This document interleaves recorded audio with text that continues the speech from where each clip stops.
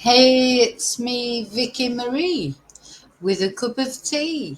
And I'm here on this video to talk for one last time for now about Jay Slater. So, this is Jay. I'm sure you all know, those of you who've been following my channel, we know that this round about this time last year, last summer, Jay was on holiday, wasn't he, in Tenerife, and various things happened. Mainly, Jay being having a great time, 3 days at a festival. Decided for some unknown reason that I think we still don't really know with any clarity, to go back to an Airbnb right up in the mountains in Tenerife, in Masca, with a couple of guys that he didn't know very well. He got there, Jay really, it seems like, in my opinion anyway, this is how it feels, this is what the official narrative is. People have their own ideas about what might have happened or not happened. But he decided he wanted to go back to his apartment and he set off on oops, sorry, I think my dog's choking. Hopefully not. He set off on a very fateful trip home, hiking back to where he was staying. He totally misjudged the terrain that he was walking through, and he very sadly fell into a ravine and died. And of course, it took quite a long time to find his body. The police the Guardia Civil were looking for him for quite a long time. I think it was a month. And of course, during this time, then a million conspiracy theories came out, and various things. I'm not going to go into all the things. You know, if you watch my channel regularly, you'll know what I think. I think that Jay had an accident. I think it was an accidental death. I agree with the findings by the coroner for once. It's not a coroner that I like, and I didn't agree with the findings from the Nicola Bulley case. But in this case, I agree. I do think that Jay had an accident. But of course, less clear are the murky sort of surroundings of why he was there, why his friends didn't maybe, how can I put it? Because I don't want to make them feel bad, because, at the end of the day, I do think it was an accident. But I do think it was a preventable accident. I do think his friends let him down. And when Jay was worried, saying to them that he didn't know where he was, he only had 1% of battery on his phone, he had no water, he was scared. That's when they should have said to him. But I mean, this is the benefit of hindsight, and also the benefit of the fact I'm a lot older, and I'm not high as a kite on drugs, funnily enough, as we speak. The sensible thing to do would have been to say to Jay, stay where you are, don't move. We'll phone the police. They'll send someone out to find you. He was completely lost in a very treacherous place. And, he would have been better off staying where he was and waiting for the police to find him, the mountain police to find him. But unfortunately, that wasn't to be. He tried to find his way back to where he'd come from, and he slipped in, he fell into the ravine, hopefully died instantly. It's horrible to think they may have been laying there alive for a little while. I hope to God that it just didn't know anything. And he was not found for a month. So, of course, his family went out to Tenerife. They were looking for him. His dad was looking for him, his brother. His mum has suffered an absolute onslaught of social media, vile hatred, etc., mainly concentrated around the GoFundMe.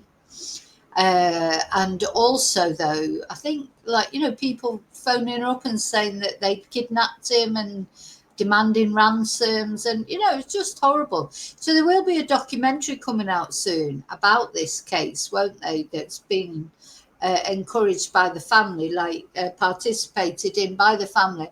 And that really, until that comes out, I won't be talking about Jay Slater anymore. I just wanted to tell you that. I just wonder, what are all those sort of conspiracy theories, social media people out there who just love, stirring the pot. What are they going to talk about now? They'll be looking out for watch out for the next thing. They'll be looking for the next, load of rubbish to talk. So, they can't talk about Jay anymore. They'll string it out a little bit longer, I'm sure.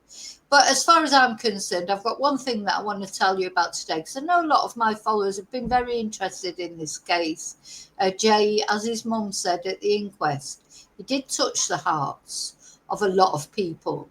And that's the positive side of it, isn't it? And people hoped and prayed that Jay would be okay. Most people are nice and hoped for a good outcome. But of course, it wasn't to be. And I'm going to after this, but I just want to tell you about this because I know the people, those of you that my followers that have been following Jay's case will be interested in this, which is his friend Brandon Hodgson, who did not appear at the inquest, which is so sketchy, isn't it? It didn't appear at the inquest. He didn't want to participate in the inquest. But what has been released is the statement that he made to the Guardia Civil. So I'm going to read that out to you basically, and then that's it. I don't think Brandon murdered him, but I think Brandon is, it's the whole lifestyle that these people live. That's what's made this case difficult as well. The fact that, most of them are, at the end of the day, drug users, etc. And, they didn't, I don't think, they're young people, they don't take things so seriously. I don't know. I'm not criticizing them. I'm not, I don't know how it's going to affect them in a future time when they're a bit more mature in their heads, etc. But that whole environment of, in Tenerife, you feel that there's a lot of drugs going on, and they just didn't remember half the time what really happened. They didn't take it. I don't think Brandon took it seriously. How much danger Jay was in when he was so lost up there in the mountains. It just like he's probably, having a good time himself, or coming down from having a good time, or whatever. So yeah, I'm not criticizing him in the sense that I think he did anything to Jay, but I do think Jay's friends in general did let him down because he didn't take it all seriously. And he should have been told to stay where he is, phone the police. There's probably a couple of reasons why they didn't want to get involved with the police because of their lifestyles, also the language barrier in a foreign country. There's probably a mixture of all that, the reasons, but of course that would have been that could have been a different scenario, couldn't it? But it wasn't to be. So yeah, after this I will be letting Jay rest in peace until the documentary comes out, because I'd like to talk about that, because that is being endorsed by the family, so it's real, it's not conspiracy theories, etc. It's as far as the family know what really happened, and I will be reporting on that. So Brandon, who did not attend the inquest, had no interest in participating in the inquest. I mean, that's strange in itself, isn't it? Because if your friend dies, you'd want to help, surely. You'd want to help, you'd want to attend the inquest, you'd want to give whatever insight you could. You'd certainly want to help his family try and understand what happened to Jay. Because as I've said many times, they're the ones that have to live with this day in, day out. And the fact that Jay's not with them anymore doesn't affect other people's lives. How dare these horrible social media people and TikTokers, the bad ones, who give us all a bad name, how dare they go on there and talk about Jay as if they think they know him, as if, they've got some right to him or whatever. He is not their son, their brother. How dare they? How dare they? Gosh, a lot of karma has been invited, I think, through this case. So the investigation force. So this is a Yahoo News, but it's all over a lot of a lot of mainstream media now. And let's just have a bit of the background of the inquest. So the inquest just happened last week. I did report on it on my channel. You can find the video on there. So the inquest into the death of Jay Slater heard from several witnesses, bar two friends who had been with him on the night before he disappeared. So the two that didn't attend, of course, was Brandon Hodgson and Stephen Rockas. They failed to respond to extensive attempts by police and the coroner's office to locate them and compel them to give evidence.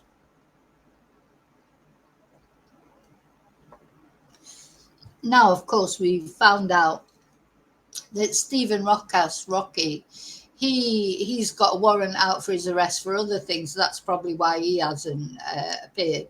I'm not sure why Brandon didn't want to get involved. So during the inquest, the court heard of the efforts to find Brandon. On April the 10th, the coroner's office tried ringing Brandon, left a voicemail. They also sent an email and a text message, but he did not respond. On April the 23rd, the coroner's office tried to call Brandon again. There was no answer and a second voicemail was left. The office then spoke to Brandon's mum, Natalie, who said her son had been receiving threats online and was out of the country. I mean, he probably has been receiving threats. I mean, this case has, sort of whipped up so much frenzy, hasn't it? And maybe that's true. Maybe that was why he's out the country. People say he lives in Tenerife. I don't know, because I don't know Brandon. All I do know is I'm surprised that a friend of Jay, a so-called friend of Jay, would not want to participate in the inquest if they had nothing to hide. So I think with Rocky, I think he has got something to hide, as I said, because he's already got a warrant out for his arrest for other things. You can understand maybe a little bit about why he doesn't want to be caught. But what's Brandon's reason? Anyway, 2 days later, a witness summons was sent to Lancashire Police for them to serve it to Brandon at his home address in Lancashire. On May the 6th, police said they had attempted to serve the witness summons in person, but Brandon was not at his home address. On May the 7th, the coroner's office asked another police officer to go and attempt to serve the summons. Again, no answer at his address. And when the coroner's office tried to call both Brandon and his mum, Natalie, on May the 24th, there was no answer. On June the 4th, a search by police found an email address for Natalie, and an email was sent, but there was no response. Again, this is his mum, and, at the end of the day, I know mums stick up for their sons, but you think she would encourage him, really, to attend. But anyway, there you go. They've got their own reasons. They've got to pay for it themselves in karma-wise, and also, they've got to account for it themselves, haven't they?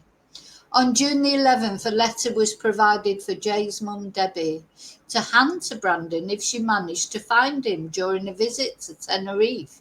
She was not able to do so. Gosh. The next day, police hand-delivered a letter to Brandon's mum, Natalie. The letter was handed to Natalie in person, as was evidenced on the officer's body cam footage. Brandon, who was also from Lancashire, returned home after his holiday in Tenerife and gave an interview to Spanish police via a video link.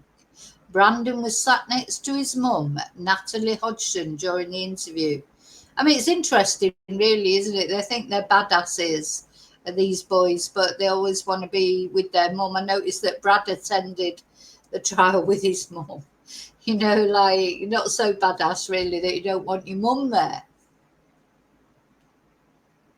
Not that I'm saying anything's wrong with that, because they're only young boys. I think this is at the heart of it. They're young lads. They don't take things seriously. I think there'll come a time later on in life where they'll think about this a lot more. That's what I think anyway. I just, we know from our own experience, when you're young, you don't take things so seriously. I'm sure they cared that Jay had died, but it's not. But later they get maybe going to think about it a bit more, I would imagine. But that's at the end of the day, that's their accountability, isn't it? It's not for me to judge them about what they did, what they didn't do.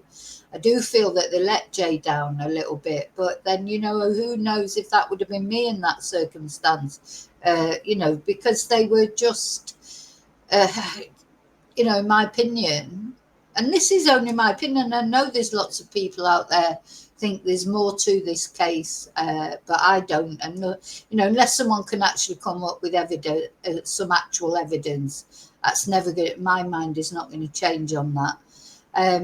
But yeah, just daft things that young people do.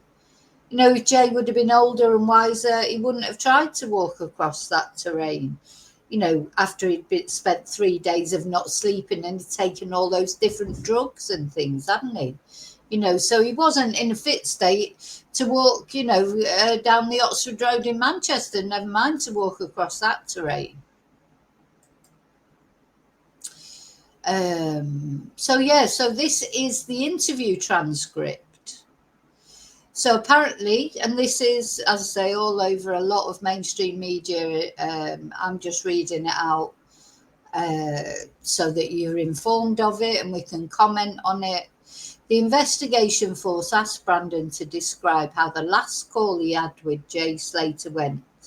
Brandon said he didn't remember if he made the call or if Jay made the call. Again, they're not going to remember all the details because at the end of the day, they were off their faces. I do think that's relevant. The said call took place on the same day as his disappearance. He believes it was around 8:30 on that day and it was a video call. In the video call, Jay told him he was in the middle of nowhere and he showed him the area where he was and all you could see were mountains. He's gone off and thought he could get down to the sea and to his apartment and he couldn't. He was lost. The officers asked Brandon if when Jay showed him the area he was lost in, if he could see any road or path nearby or any rocky area or vegetation, and Brandon stated no. He wasn't on any road, he was in the mountains and he couldn't see any road nearby. The officers asked Brandon if in this video call Jay was on his own, and he said yes, he was. He was also asked to describe how his friend Jay was and whether he was hurt or in distress. He stated he was not frightened. So remember, he did get frightened later on, didn't he, when he spoke to Lucy? He was laughing and joking and he told him he was leaving the road, but without giving any reasons as to why he had left the road. The whole time he was laughing and joking. He, Brandon, believed that he was returning to the house. He thought his friend was out of his mind.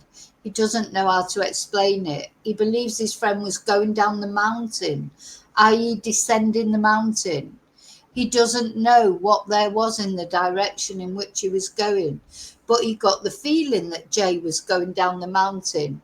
But at no point did he tell him where he was heading or what he intended to do going down that way.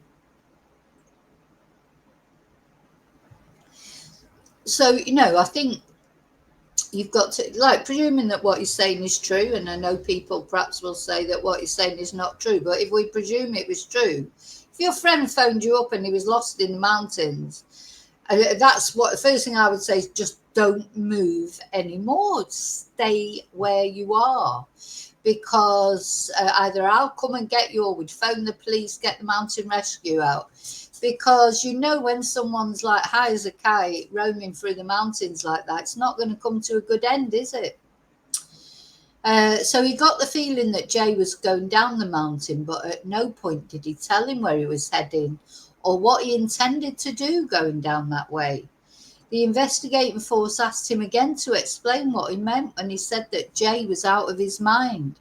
Brandon stated he doesn't know how to explain it, but it was the way that in which Jay was looking at him, like he wasn't himself.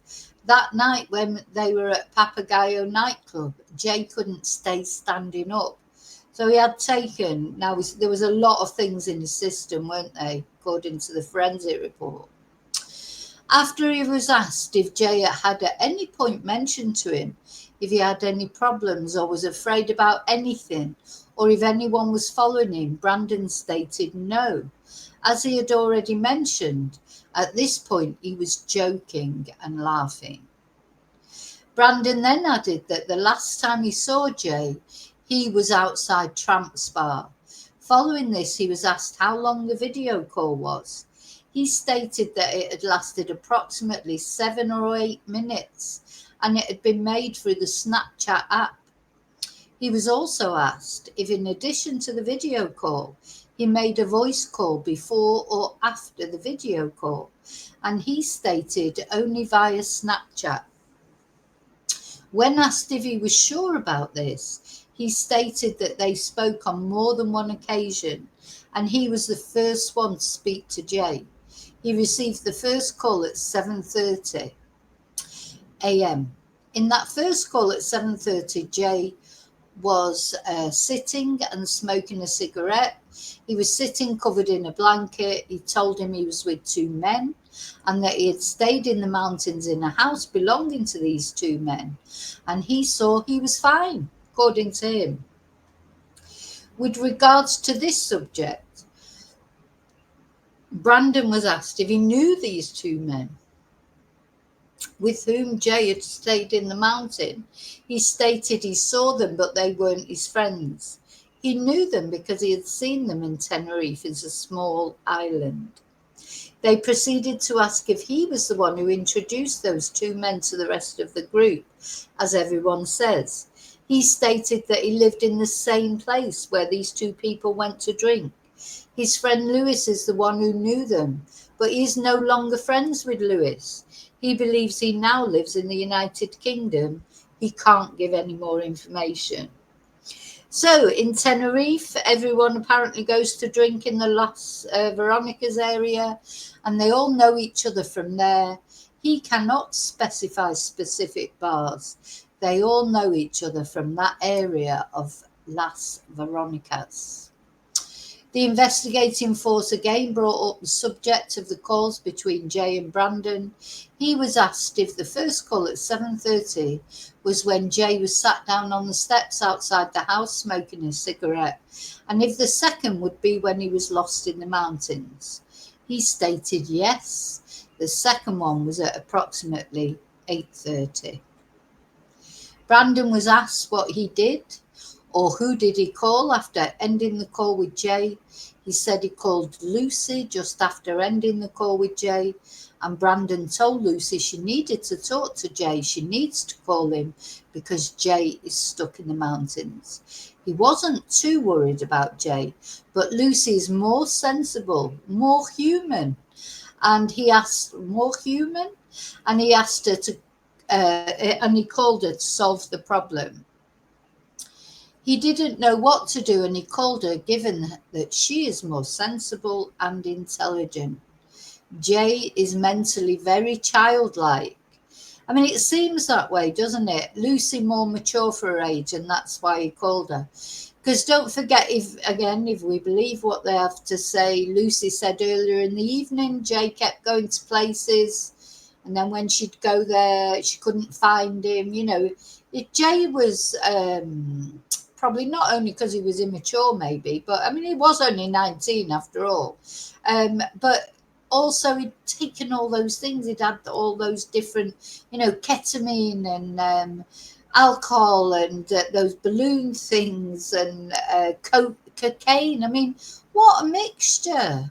So he's not going to be sensible, is he? Even if he was normally sensible, he's not going to be sensible at that point. So on this note, he was asked if Lucy said what she was going to do. He stated that he fell asleep and he didn't speak with her after. So, the thing is, he's like not thought about it again. He's just gone asleep, hasn't he? He's probably out off his face as well. He knows that Lucy called Jay, he fell asleep, and then later when he spoke with Lucy, she was already crying. given that she hadn't found Jay. After he tried to get in contact with Jay again, but his phone already seemed to be cut off, Lucy commented that his phone had died and that she did not know what to do. Ring the police. Should have rang the police right in the beginning, but anyway. On behalf of the officers, he was asked again if the last time he saw Jay was something. He was outside Tramp's bar. He stated something in front of said bar and he saw Jay outside said establishment. Illegible. Don't know why those are all illegible. He didn't enter the bar. He only passed in front. He was asked if he knew anything in relation to the theft of a watch. Brandon stated he had heard something about it, but it was what people were saying. He wasn't able to provide more information about this. So another thing that I thought, I thought he'd said something about the watch or the knives or whatever. And maybe that's another reason he didn't want to appear, because he knew, he'd spoken a load of crap to Mark Williams twonk. And maybe didn't want to get involved because he knew he'd just said all the wrong thing. Just maybe did Mark Williams twonk pay him, for that information that supposedly he'd given him. We've never seen a photo of the knives and that, so not a genuine, that we know is genuine. The thing is, a lot of people question whether the photos of Jay at the Airbnb were really Jay. But then why, it is easy to manufacture photos, I suppose, and stuff. And you couldn't see Jay's face, so it may not have been Jay. But then why are people so ready to believe that the photo of the knives that I've never seen, but I don't, people say they've seen, how do they know that was Jay? It's just, I think the fact that Brandon didn't want to turn up at the inquest or even do a video link says that he's lying about something somewhere along the line. But we don't know what that is. What is the truth and what is the lies? Is he embarrassed that it didn't help Jay more? Is he embarrassed because he sort of encouraged this rumor about the watches? Just don't know. So he was asked if in the video call he had with Jay, he was wearing some sunglasses. He said, yes, they were black sunglasses. He doesn't know if they were his or Bradley's, given that his were also black. And to end the call, he was asked if he had made a statement with the police of his country. He stated no one had got in touch with him. He was also informed that his brother would need to be contacted and was asked if he could provide a contact number. He informed them that his brother had been on holiday on the island and he would provide a phone number, but he had to contact his mother first. And with regard to the deposit for the property, Brandon said that a friend arranged this but did not want to give his friend's name. So he is as sketchy as anything, isn't he? He is definitely a suspicious character for whatever reason. Why is it going on to a completely different story? He's sketchy for lots of different reasons. Seems obvious that not everything he's said is the truth. But that doesn't mean he's a murderer, does it? So, I don't believe that it could be proved that there was foul play. So it can't be proved that there was foul play. I do think, in my opinion, accidental death is what happened. That perhaps would have been better that the verdict would have been left open, maybe, just in case anything else ever came up or out of it. I know basically from all my followers and from the poll that I did when I was going through the inquest, overwhelmingly people are not happy with that final verdict. But what about Debbie? Now we may have to, and Warren, of course, and Zach. We may have to wait till we'll probably have to wait till the documentary comes out to see what her genuine thoughts are on the whole thing, on the verdict, etc. But yeah, so I just wanted to bring that to you. I end my coverage there of Jay Slater unless something new comes out. And of course, I will be talking about the documentary when that finally comes out. But, I'm going to leave Jay to rest in peace. That poor lad, it's a very sad story of someone, just starting threshold of his life, had a difficult early teenage years, gone the wrong way, and seemed to be doing well and, progressing. And now, for whatever he got involved with. I mean, at the end of the day, at the heart of this, whether it was accident or whatever, the heart of this is getting into that whole environment that's just too much alcohol, too many drugs, drug fueled, not being irresponsible. Not, teenagers think they're invincible, don't they? Just in general. And there's a lesson there. Now we're in the summer again. Talk to if you're not a young person yourself, talk to your young people. They just make sure they should not leave their friends for a start. Don't leave your friends. And if you ever found that a friend was in that sort of situation, you need to be responsible for your friends. I know it's hard when they're partying and stuff, but it's and to be honest, not only young people that do it, is it? There's every year. I mean, we notice it more now, probably because of the Jay Slater case and other cases similar. How many cases have we seen, of young people going off? Not even young people on stag nights, hen do's, too much alcohol, drugs, and sort of unfamiliar surroundings don't mix, do they? There's always a potential for a tragedy, be it in a swimming pool, in the sea. There's been people that have fallen off cliffs because they didn't realise there was a drop there. What was it? There was one guy, didn't he jump over a wall and didn't realise it was a sheer drop on the other end of the wall. There's so many, sort of puts you off going away, doesn't it? There's not only away, of course, things can happen to you at home as well. You've always got to try and keep your head screwed on, at least up to a point.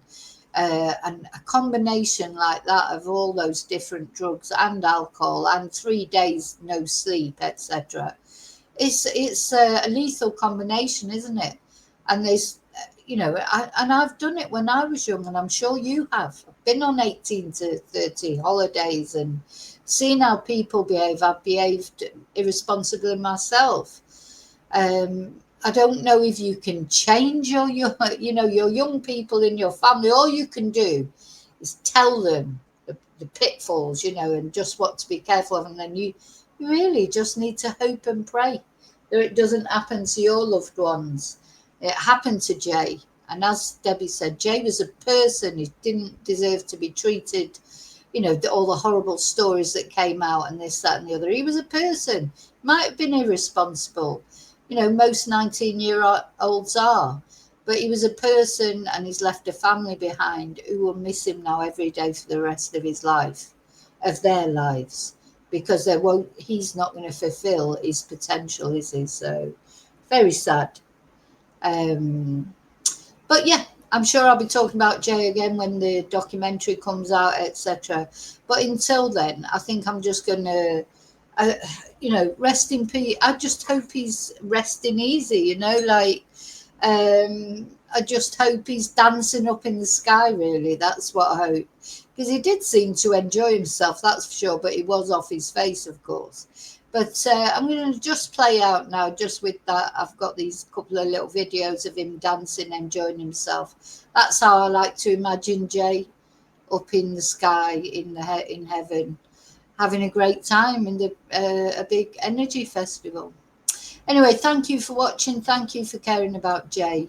I'll see you really soon in the next video, of course. Please don't forget to like and subscribe, because if there is any new news that comes out about this case, or of course about any other case that we're covering, I will, be on to talk about it. But in the meantime, Jay, I really do hope you're dancing in heaven.